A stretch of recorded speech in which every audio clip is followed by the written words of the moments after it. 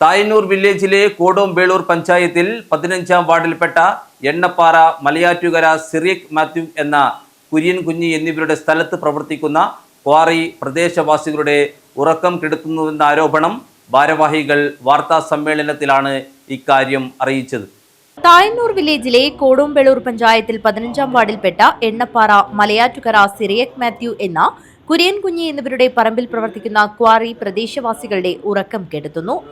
10 വർഷം മുൻപ് ആരംഭിച്ച കരിങ്കൽ ക്വാറിയുടെ സ്ഫോടനത്തിന്റെ ആഘാതത്താൽ ആദിവാസി ഊരിലടക്കം വീടുകളുടെ ഭിത്തികളിൽ വിള്ളൽ വീഴുകയും നാട്ടുകാർക്ക് ഭീഷണിയായി മാറുകയും ചെയ്തപ്പോൾ മാധ്യമങ്ങളിലടക്കം വാർത്ത വന്നതോടെയാണ് ക്വാറിയുടെ പ്രവർത്തനം നിർത്തിവച്ചിരുന്നത്. ഇതേ സ്ഥലത്ത് വൻകിട ക്വാറി മാഫിയയുടെ നേതൃത്വത്തിൽ പുതിയ ക്വാറി പ്രവർത്തനം തുടങ്ങി. ക്വാറിയുടെ തീവ്രമായ ദോഷം നേരിടേണ്ടി വരുന്ന പ്രദേശവാസികളായ ഉരുട്ടിക്കുന്ന് മലയാറ്റുകര ഊരിലെ ആദിവാസികളുടെ പോലും സമ്മതം വാങ്ങാതെ പണവും സ്വാധീനവും ഉപയോഗിച്ച് തെറ്റായ രീതിയിലൂടെയാണ് ക്വാറിക്ക് പ്രവർത്തനാനുമതി നൽകിയതെന്ന് ഇവർ വാർത്താ സമ്മേളനത്തിൽ പറഞ്ഞു.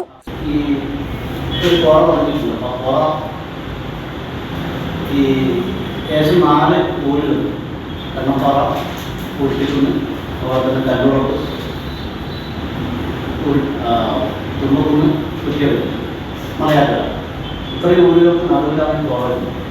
നേരത്തെ ഈ ദേശത്തൊക്കെ കുറവ് പ്രവർത്തിച്ചിരുന്നതാണ്. അപ്പോൾ ഇതുകൊണ്ട് എത്ര വലിയ സ്ഫോടനമുണ്ടാകും ഇപ്പോൾ അത്യാധുനിക സംവിധാനം നേരത്തെ ഊരുകൾക്ക്.